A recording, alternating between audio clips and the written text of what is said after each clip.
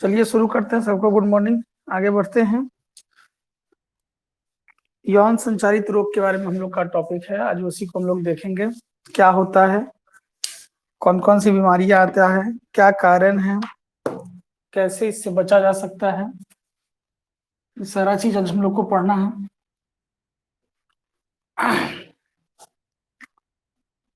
सवेरे से एक भी बैच नहीं चला है, लाइट नहीं थी, लेकिन फिर पुनः लाइट आई है। तो चलिए हम लोग देखते हैं।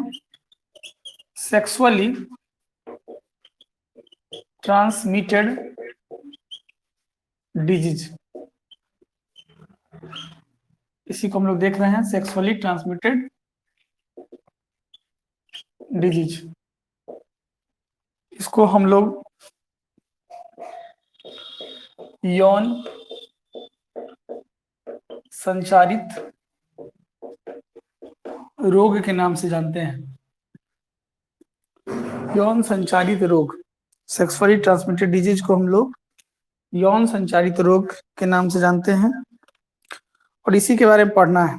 ये होता क्या, ये जो होता है मेल से फीमेल में या फीमेल से मेल में, जो उसके जेनिटल पार्ट्स होते हैं उसके माध्यम से फैलता है। अगर एक मेल के अंदर है तो वह फीमेल के अंदर हो सकता है, या फीमेल के अंदर है तो मेल के अंदर हो सकता है। इसको हम लोग तीन और नाम से जानते हैं। इसको वेनरल डिजीज के नाम से जानते हैं, इसको रिप्रोडक्टिव ट्रैक इन्फेक्शन के नाम से भी जानते हैं। तो नाम इसी का है। इसको तीनों नामों से जाना जाता है। तो देखते हैं क्या होता है। पहले हम लोग देखेंगे इसका डेफिनेशन। डेफिनेशन हम लोग इसका देखेंगे, डेफिनेशन क्या है। ठीक है,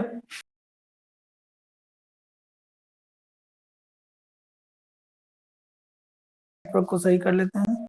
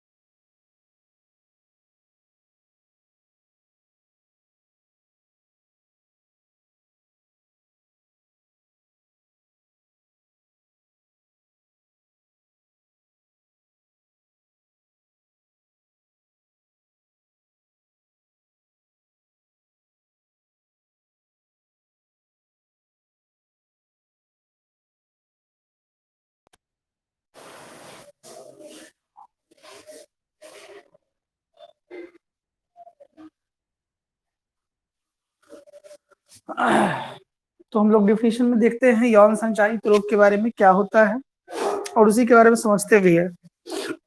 डिफिनेशन क्या कहता है? डिजीज, ये तो एक बीमारी है, सेक्सुअली ट्रांसमिटेड क्या है, या एक तरह से कह सकते हैं कि यह इन्फेक्शन है जो मेल से फीमेल को या फीमेल से मेल को होता है। विच आर ट्रांसमिटेड, ट्रांसमिटेड मतलब होता है फैलना, चला जाना, ठीक है।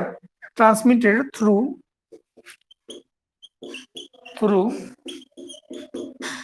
सेक्सुअल इंटरकोर्स,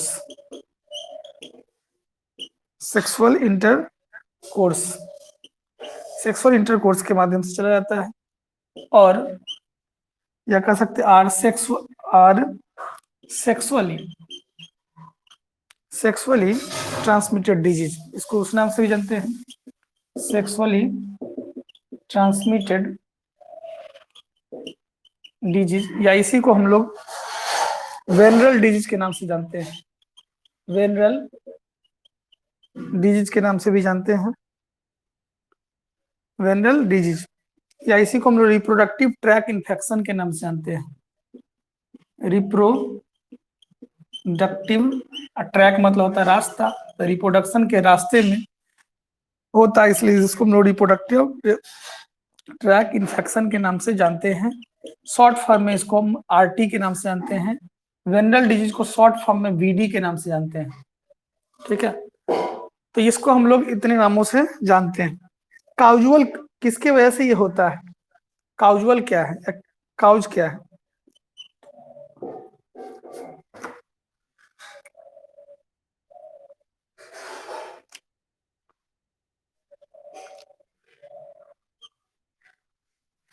काउजुअल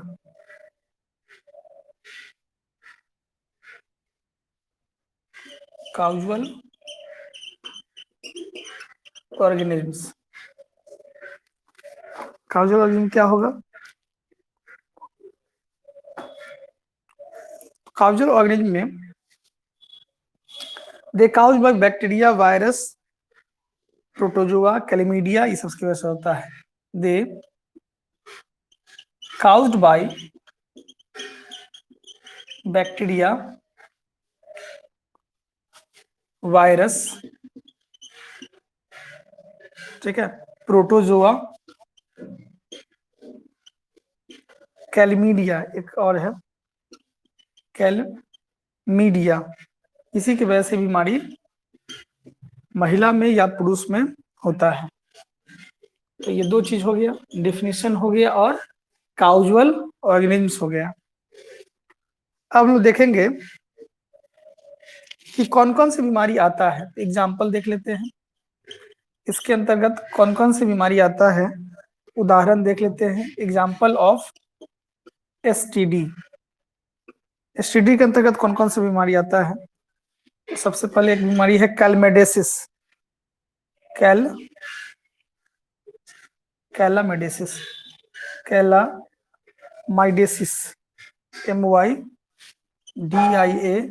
MYDIASIS, ये होता है। गोनोरिया,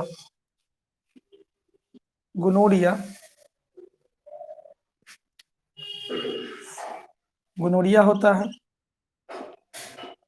और क्या होता है? ट्राइकोमोनासिस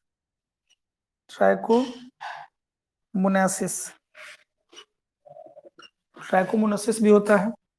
और क्या होता है? जेनिटल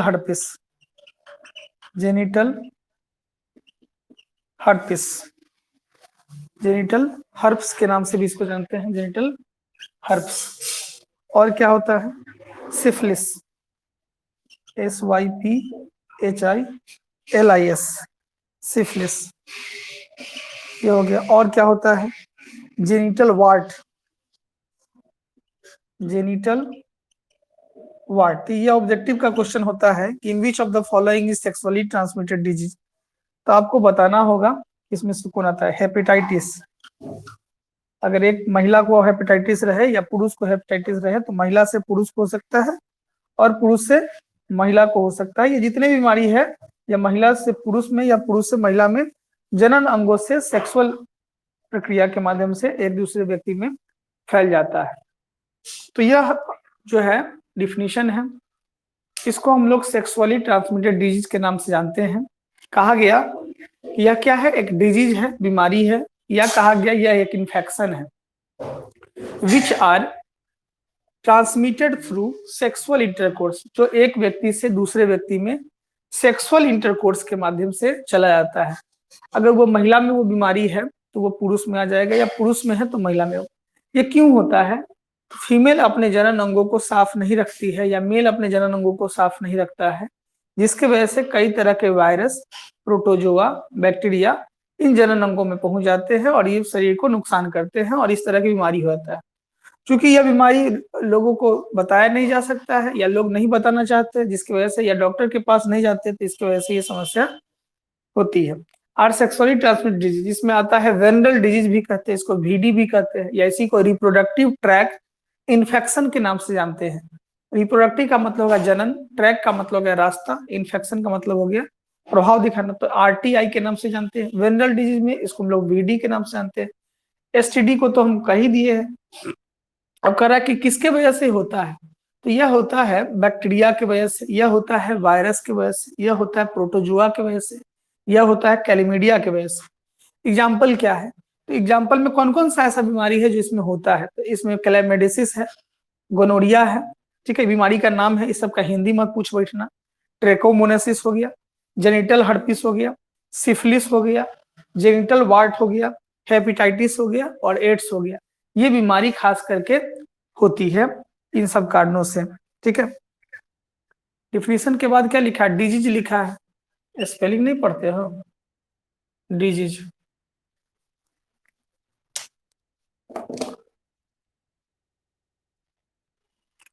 चलिए हो गया है, आगे मिटाते हैं, आगे बढ़ते हैं।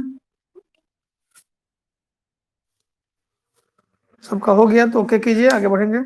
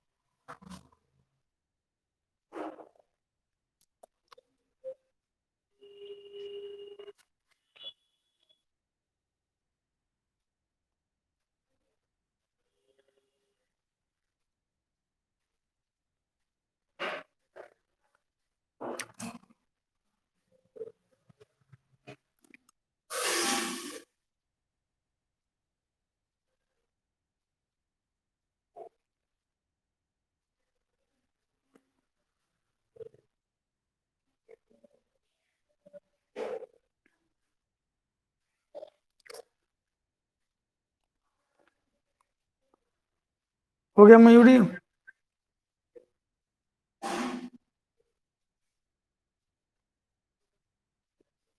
चलिए, जिनका फी ड्यूज है फी क्लियर कर लीजिएगा, बार बार हम कह रहे हैं। चलिए मिटाते हैं इसको। अब इसको देखते हैं कि ये बीमारी जो होता है, सेक्सुअली ट्रांसमिटेड डिजीज होता है, इसमें क्या क्या होगा, बॉडी पर क्या क्या इफेक्ट पड़ेगा, या यूं कहें कि इसका सिम्टम्स क्या क्या है, ठीक है। सिम्टम्स मतलब इसका लक्षण क्या क्या है, उसके बारे में हम लोग देखते हैं, ठीक है। सिम्टम्स को हम लोग देखने जाते हैं, सिम्टम्स क्या है देखते हैं। तो अब हम सिम्टम्स पहले देख लिए हैं, देते हैं उसका ट्रीटमेंट क्या है इसका। तो ये तो काउजल हो गया। Treatment and symptoms, treatment and symptoms,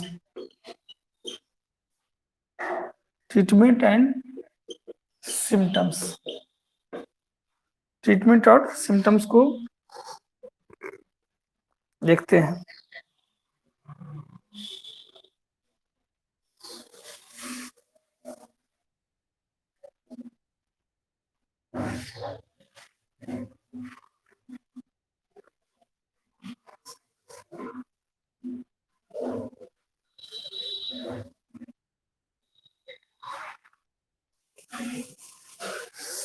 चलिए देखते हैं। एक्सेप्ट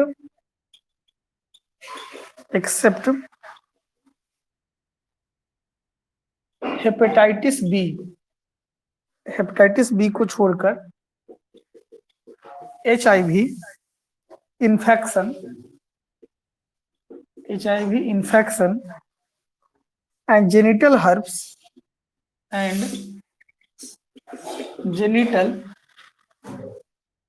हर्ब्स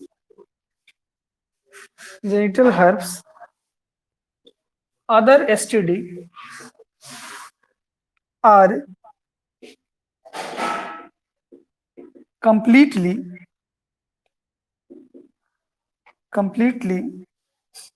curable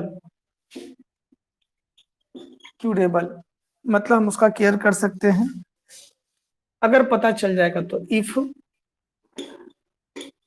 डिटेक्टेड, अगर आपको समय से पहले पता चल जाएगा तो आप उसका पहले से ही ट्रीटमेंट कर सकते हैं। अर्ली एंड ट्रीटेड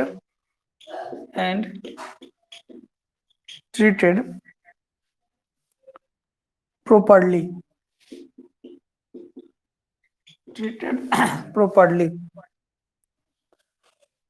उससे पहले आपको सिम्टम्स दिखेगा।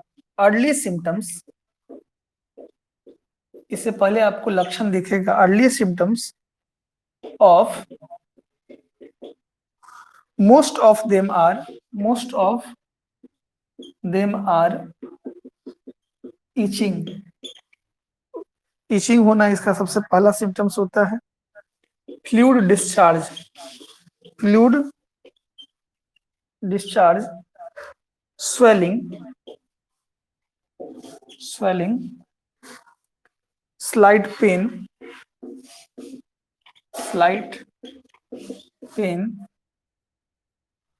etc. इसका अगला क्या है? If proper and timely treatment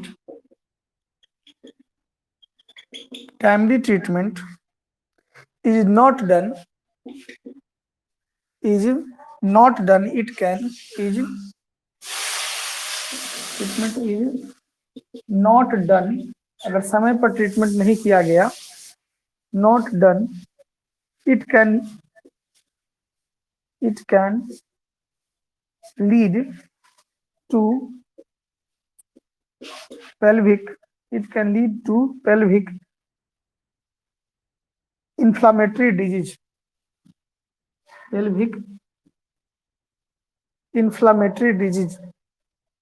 यह पेल्विक पोर्शन में डिजीज क्रिएट कर देगा। पेल्विक इन्फ्लामेटरी डिजीज, जिसको हम लोग बोलेंगे PID के नाम से जानते हैं। P से हो गया पेल्विक, I से इन्फ्लामेटरी और D से डिजीज, पेल्विक इन्फ्लामेटरी डिजीज। ठीक है। Still birth,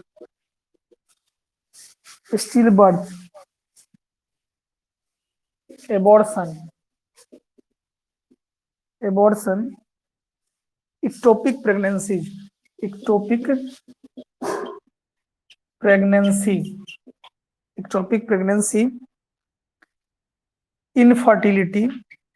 infertility and cancer of reproductive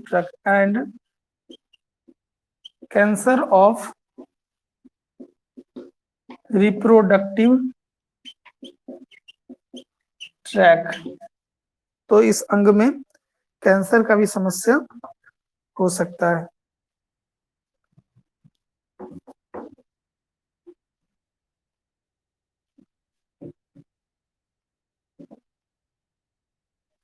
अब हम लोग देखेंगे इसका प्रिवेंशन, बचाव क्या है, इसको हम कैसे बचा सकते हैं।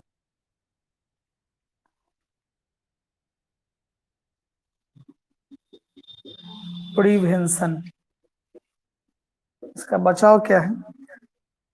तो पहला जो बचाव है वो है avoid sex with unknown partner या मल्टीपल पार्टनर, मल्टीपल पार्टनर एक हो गया। दूसरा, always use condom during intercourse, always use condoms during intercourse, during intercourse। और लास्ट तीसरा point, if a person is in doubt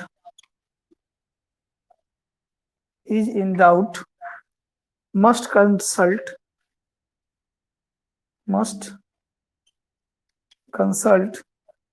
qualified doctor, must consult qualified doctor if it is detected, if it is detected, अगर यह पहचान में आ जाता है, detected, one should get complete treatment, one should get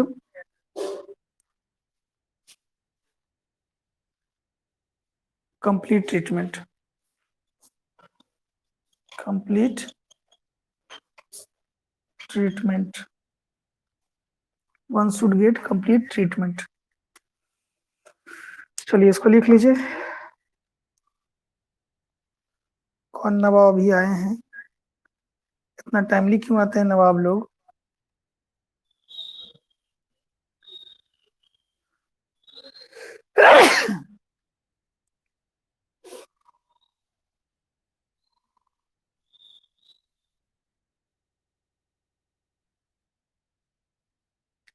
कथी लेना है तुमको, थोड़ा दीजिएगा सर, कथी लीजिएगा? हम भूजा खा रहे हैं कि तुरंत भूजा तुमको दे दें? अंजलि थोड़ा दीजिएगा सर, रुकिएगा सर। भूजा खा रहे हैं कि सब्जी खा रहे हैं? खाली अनकठल बात से करती रहती है।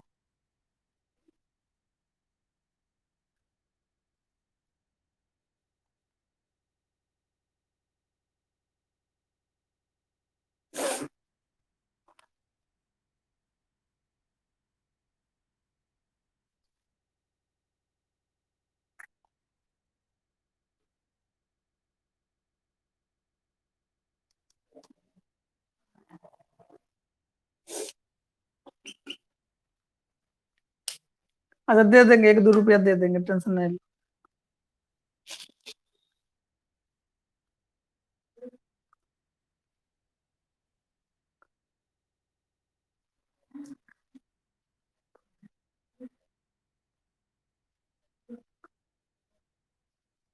हम खा रहे हैं चना, चना खाओगे?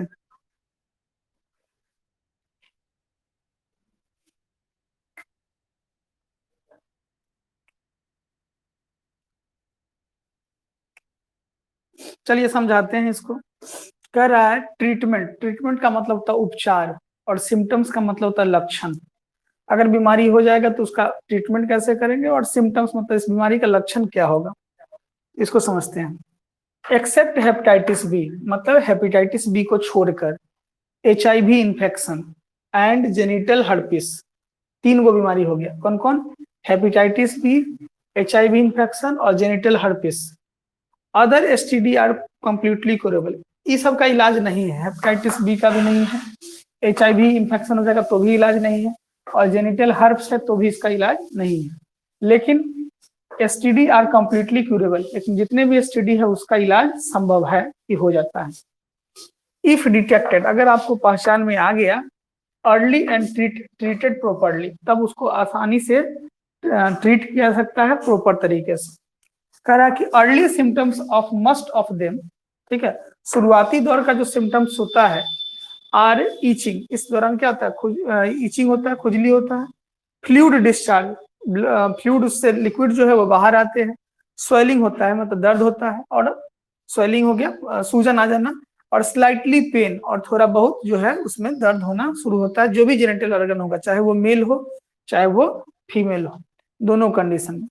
If proper and timely treatment, अगर समय पर इसका उपचार हो जाता है, it is not done, it can lead to pelvic inflammatory disease, अगर हो जाएगा तो ठीक, नहीं तो क्या होगा, पेल्विक रीजन में सूजन होते रहेगा, इन्फेक्शन होते रहेगा, और ये एक तरह का बीमारी है जिसको हम लोग पीआईडी के नाम से जानते हैं।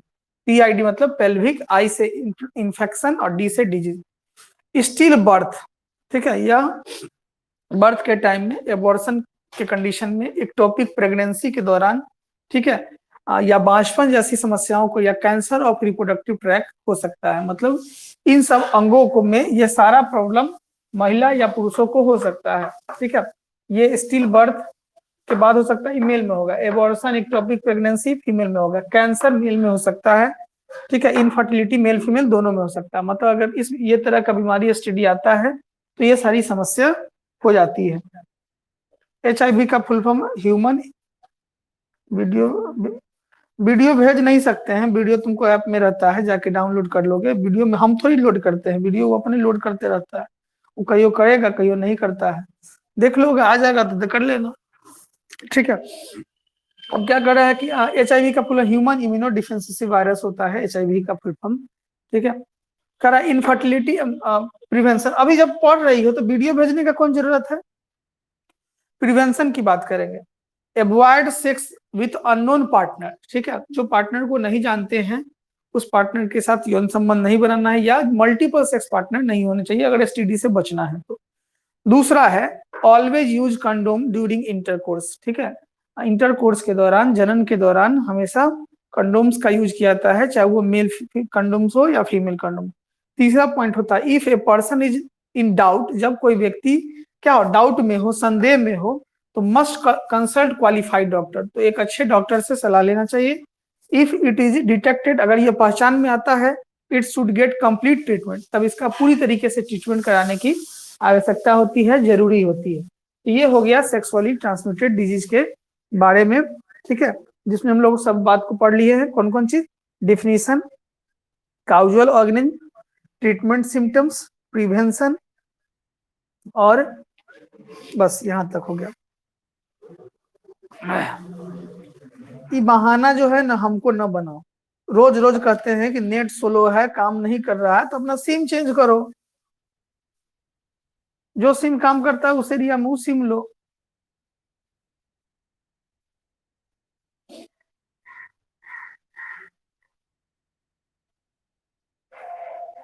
ठीक है, हो गया सब लोगों का, ओके है,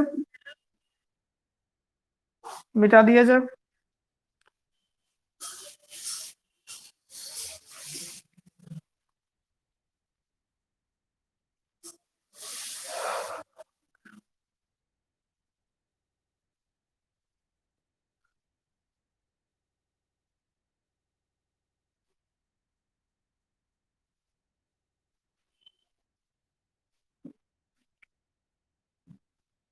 चलिए ये टॉपिक तो खत्म हो गया, लेकिन कल के टॉपिक में एक दो गो पॉइंट रह गया था, उसको नोट करके लिख लीजिएगा, कहीं पर भी लिख लीजिएगा, कोई दिक्कत नहीं है। कल के पॉइंट में एक दो पॉइंट रह गया था उसको, बारिश हुई है सर, नेटवर्क कम नहीं कर रहा है, कम नहीं कर रहा है, वीडियो भेज दीजिएगा, वीडियो हम नहीं भेज सकते हैं, ठीक है, वीडियो मेरे पास रहता तो भेज सकता, अगर दिमाग अगर ठीक है तो ठीक है, अगर पागल हो चुके हो तो दिमाग का जाके इलाज करवा लो। कह रहे हैं कि वीडियो नहीं भेज सकते हैं तो बार बार वीडियो भेज दीजिएगा, वीडियो भेज दीजिएगा, कती है वीडियो,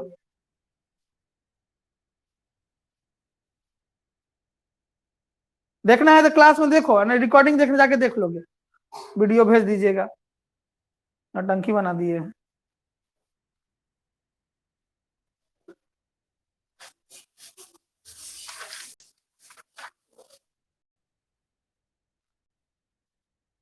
चलिए अब आगे देखते हैं, इसमें कुछ चीज बाकी रह गया है। कुछ कल वाला टॉपिक में पॉइंट बना के लिखिएगा नोट में। रिस्क ऑफ एमटीपी, एमटीपी से क्या रिस्क हो सकता है, ठीक है। देखिए गर्भ से बच्चे को डिस्ट्रॉय करना है तो उसमें क्या रिस्क हो सकता है, तो रिस्क हो सकता है अगर 3 महीना से ज्यादा हो जाएगा तो माँ को नुकसान हो सकता है, 3 महीना से कम है तो ठीक है, सेफ है। It is safe during, it is safe during the first trimester। जब ऐप में सब कुछ है, पहले से कह दिए कि ऐप में रिकॉर्डिंग फाइल में जाके सब कुछ रहता ही है, एक दिन का रिकॉर्डिंग पूरा रहता ही है, जाके कर नहीं सकता तो रिकॉर्डिंग भेज दीजिएगा। हम रिकॉर्डिंग करते हैं, 2 मोबाइल लेके हम रिकॉर्डिंग कर रहे हैं क्या, पागल कर देगा। Up to 12 week of pregnancy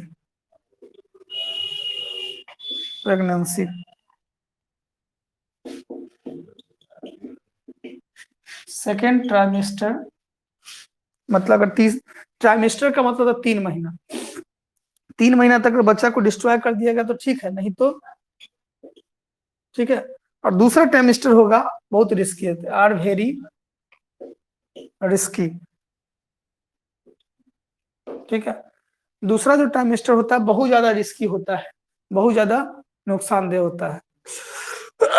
ये हो गया एमटीपी में रिस्क। लास्ट में एक और चीज देखते हैं, इंपॉर्टेंस ऑफ एमटीपी, ठीक है। इंपॉर्टेंस ऑफ एमटीपी, यही 2 पॉइंट कल रह गया था, ठीक है। इंपॉर्टेंस ऑफ एमटीपी, 2 पॉइंट इसमें लिखना है। To avoid unwanted pregnancies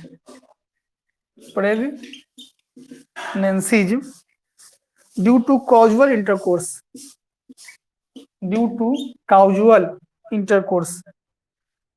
trimester मतलब होता है 3 महीना हुआ, ट्राइमेस्टर का मतलब हो गया 3 मंथ, ठीक है। तो बच्चा कहेगा कि कितना ट्राइमेस्टर में बच्चा पैदा हो लेता है, तो समझते 9 महीने में होता है, तो 3 ट्राइमेस्टर का मतलब हो गया 9 महीना। कई बार कह देगा कि 9 महीने में बच्चे जन्म लेते हैं, कई बार दे देगा 270 दिन से 280 दिन दे देगा, कई बार दे देगा ट्राइमेस्टर करके देखोगा 3 ट्राइमेस्टर मतलब हो गया 3 ट्राइमेस्टर मतलब हो गया 3 गुने 3, मतलब एक ट्राइमेस्टर 3 महीना का होता है, तो 3 ट्राइमेस्टर 9 महीना का हो गया, एक होता है 9 मंथ होता है, ठीक है। तो इतना बात याद रखो कि बच्चा कितना दिनों में पैदा लेता है, 270 से 280 दिन, या 3 ट्राइमेस्टर या 9 मंथ। लेकिन एगो अपवाद है इसमें, ठीक है। अपवाद में क्या है, चाइना में एगो हीरो है जिसका नाम है जैकी चैन, ठीक है, जिसका जन्म 12 मंथ में हुआ है, ठीक है। 12 महीना वो माँ के गर्भ में रहा है, ठीक है। क्या नाम है, जैकी चैन। जैकी चैन जो है 12 महीना में जन्म लिया है वो, ठीक है। और दुनिया के सारा कला उसको है, वह एक्टिंग भी कर सकता है, वह गीत भी गाता है, वह कुंफू भी सीखे हुआ है, वो डांस भी करता है, वो डायरेक्टर भी है, वो सब कुछ है, मल्टी टैलेंटेड आदमी है जैकी चैन, जिसका जन्म 12 मंथ में हुआ है, ठीक है। तो ये हो गया to avoid unwanted pregnancy due to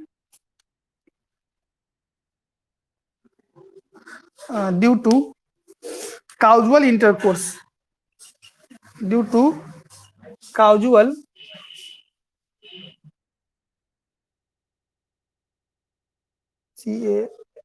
casual intercourse और फेल्योर ऑफ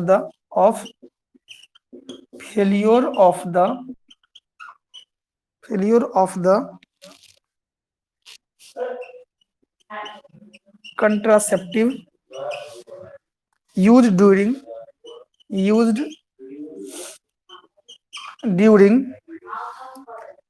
cutus or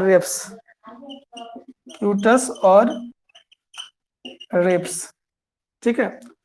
देखिए तो इंपॉर्टेंस ऑफ एनटीपी क्या है, मान लो किसी फीमेल के साथ ये रेप केसेज हो गया, उस कंडीशन में क्या होगा, उसका बच्चा अगर नहीं डिस्ट्रॉय कराया जाएगा तो फिर समाज के लिए बदनामी की बात हो सकती है, ठीक है। या कुछ ऐसे भी प्रेगनेंसी होती है जिसमें क्या होता है, इंटरकोर्स फेलियर हो जाता है, उस कंडीशन में यह जरूरी होता है एमटीपी। और दूसरा point, essential in cases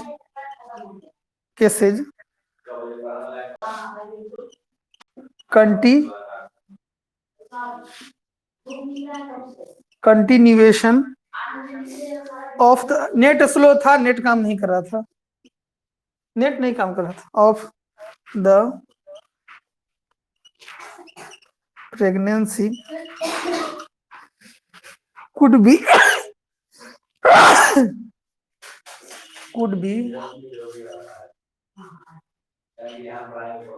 harmful to the mother or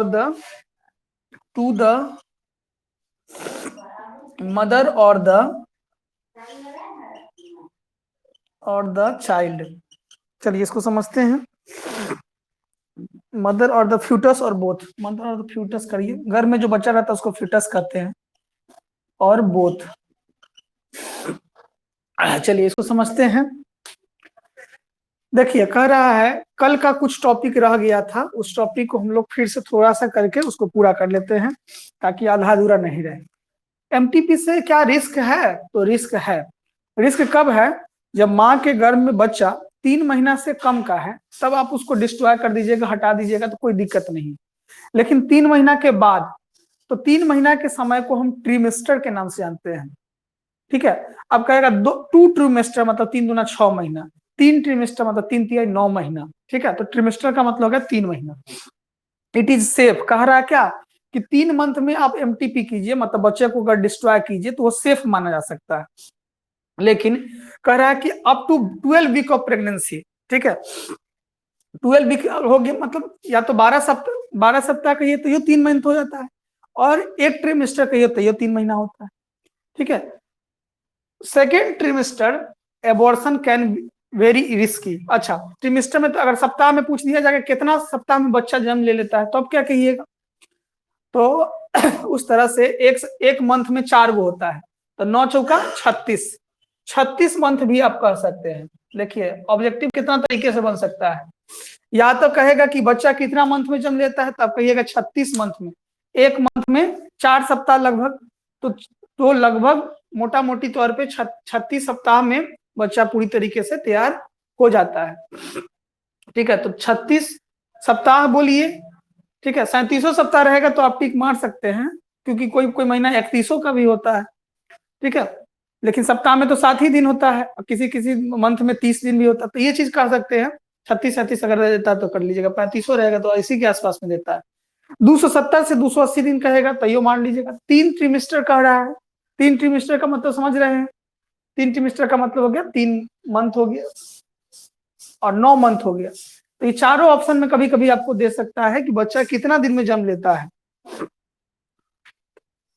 ठीक है, वीक में। चलिए अब रिस्क क्या हो गया, it is safe during the first trimester, पहला 3 महीना में अगर बच्चा को डिस्ट्रॉय करना चाहते हैं तो अच्छा होगा। Up to 12 week of pregnancy, ठीक है, 12 week of pregnancy. Sir second trimester abortion are very risky, जो सेकेंड ट्राइमेस्टर होता है वो बहुत ज्यादा रिस्की होता है और बहुत ज्यादा प्रभावित करता है। Second trimester is very risky, ठीक है, सेकेंड ट्राइमेस्टर बहुत रिस्की होता है। चलिए अब आगे देखते हैं इंपॉर्टेंस ऑफ एमटीपी। एमटीपी का क्या इंपॉर्टेंस है, तो पहला point, to avoid unwanted pregnancy, ठीक है, due to casual intercourse of failure of the contraceptions use during the coitus और रेप। देखिए कई बार क्या होता है कि फीमेल दवा खाती रही लेकिन बच्चा जन्म ले लिया, दवा प्रभाव उसके बॉडी पर नहीं किया, तो ऐसे कंडीशन में एक ही ऑप्शन है एमटीपी के माध्यम से बच्चे को आप क्या कीजिए, डिस्ट्रॉय कीजिए।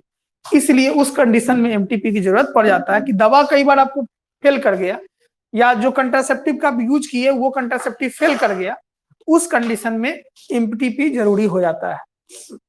दूसरा, essential in case of continuation the pregnancy could be harmful to the mother और फ्यूटस। कह रहा कि यह एसेंशियल है कंटिन्यू प्रेगनेंसी होना could be harmful to the mother, ये माँ के लिए हार्मफुल हो सकता है।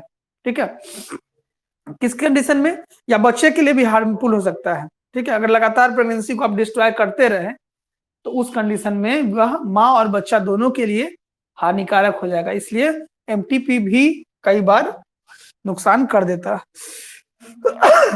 फेल्योर का मतलब मीनिंग क्या है, मतलब फेल्योर मतलब ये नहीं समझते, फेल मतलब क्या हो गया, होना होता है। फेल्योर का मीनिंग क्या है, फेल लिख दो, LUR, फेल, फेल्योर तो ठीक ही लिखा है। फेल्योर का मीनिंग होता है फेल कर जाना। ठीक है, बच्चा अगर नहीं हुआ, आधा अधूरा बच्चा हुआ, ठीक है, बच्चा पूरी तरीके से तैयार नहीं हुआ, अल्ट्रासाउंड कराने गया, देखा बच्चा अधूरा है, बच्चा का कोई अंगे नहीं है, उस कंडीशन में। चलिए ठीक है, हो गया। तो एमटीपी भी हो गया और सेक्सुअली ट्रांसमिटेड डिजीज भी हो गया। ये टॉपिक आपका समाप्त हो गया। ठीक है, समझ में आ गया, समझ में आया। रिस्क ऑफ एमटीपी समझाइए सर। रिस्क मतलब क्या होता है कि एमटीपी से क्या रिस्क होता है। तो कह रहा है कि रिस्क मतलब क्या, अगर बच्चा 6 महीना का है, तुम कहोगे कि दवाई दीजिए उसको मारिए, तो 6 महीना में बच्चा मरेगा। बच्चा पूरी तरीके से तैयार हो गया, दवा पूरा तरीके से, बच्चा जब पूरा तरीके से तैयार हो गया तो दवा उसको कितना मारेगा, तो आधा आधा अधूरा गला पाएगा बच्चा। जिस बच्चा को बाहर निकाला जाएगा उसमें कुछ मुंह गल गया रहेगा, कुछ हाथ गल गया होगा रहेगा। ठीक है, इसलिए 6 महीना में बच्चा का जब सब कुछ बन जाता है तब तुम कहोगे कि दवाई से उसको मार दीजिए, तो मरेगा नहीं, मर सकता है। इसलिए जब तुमको मारना ही है अगर है तो 3 मंथ से मार दो। ठीक है, एक बात। और दूसरी बात ये हो सकता है कि बच्चा मान लो कि 6 मंथ में है, वो विकलांग है, दोनों पैर से अपाहिज है, आप अल्ट्रासाउंड से चेक कर लिए कि हाँ बच्चा, अमीनोसेंटेसिस से चेक कर लिए कि बच्चा अपाहिज है, तो ठीक है चलिए अपाहिज है तो बच्चा को बाहर लाएगा तो टेंशन, ये दिक्कत हो सकता है, तब उसको मारा जा सकता है। उस कंडीशन में माँ के लिए भी रिस्की होगा और बच्चा के लिए भी रिस्की होगा, क्योंकि बच्चा पूरी दवाई उसको गला नहीं पाएगा, क्योंकि वो गले हुए फॉर्म में बच्चा बाहर आता है, इसलिए वो रिस्की माना जाता है। ठीक है, इसलिए कहा रहा कि पहला 3 महीना में आप चाहेंगे नष्ट करना तो ठीक है, लेकिन उस 3 महीना के बाद जब नष्ट करेंगे तो बच्चा के लिए भी और माँ के लिए, दोनों के लिए रिस्की हो सकता है। समझ में? और किसी को क्वेश्चन है कुछ, और किसी को प्रश्न है कुछ?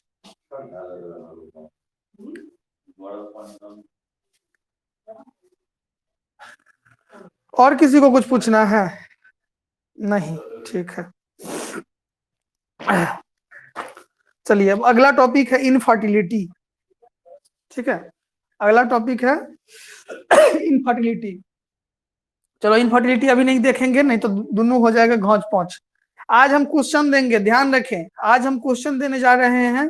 क्वेश्चन जो लोग नहीं बनाए हैं वो बनाइएगा क्वेश्चन, क्वेश्चन बना के, ठीक है। आप टेलीग्राम पे बायोलॉजी एक्सिस का पेज है, टेलीग्राम पर जाइएगा, बायोलॉजी एक्सिस है, उस पर आपको क्वेश्चन बना के सबको भेजना है, व्हाट्सएप पे नहीं भेजना है।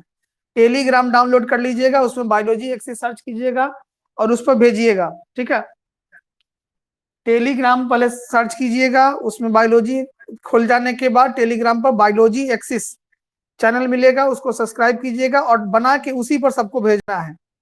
उस पर भेज सकते, जितना भेजिएगा, क्योंकि वो मैसेज शो नहीं करता। व्हाट्सएप वाला में क्या होता है कि पूरा मेमोरी भर जाता है, इसलिए व्हाट्सएप पे नहीं भेजिएगा, टेलीग्राम पर जो कुछ भी भेजना होगा टेलीग्राम पे भेजिएगा।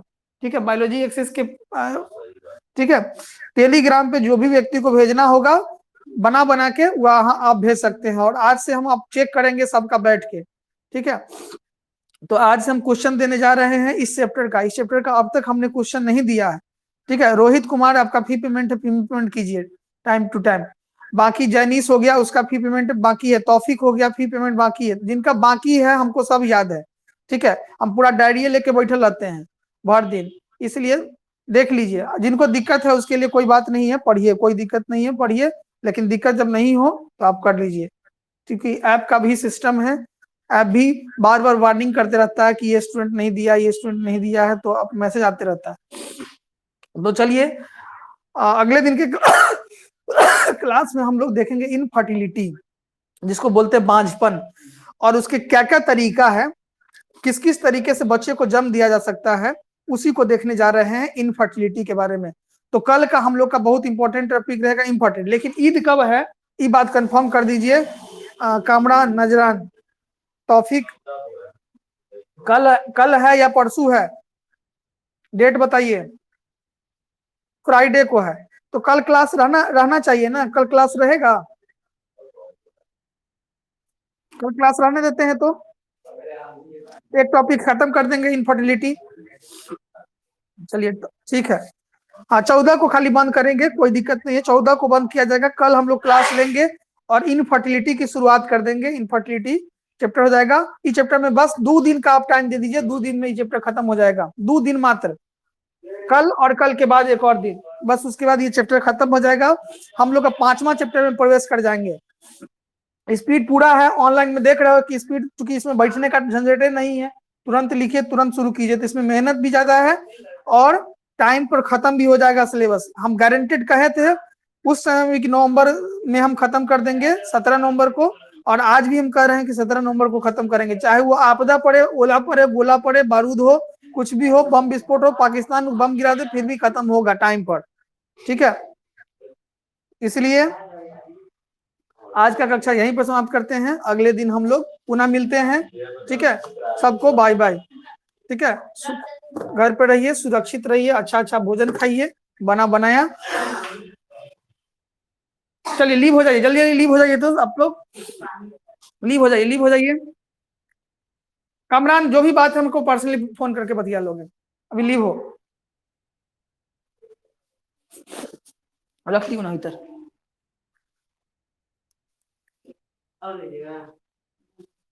ना हो गए डिब्बा भी भरले, डिब्बा देखिए खाली है क्या, डिब्बा ले जाइएगा क्या, निकल जाएगा तो देखिए।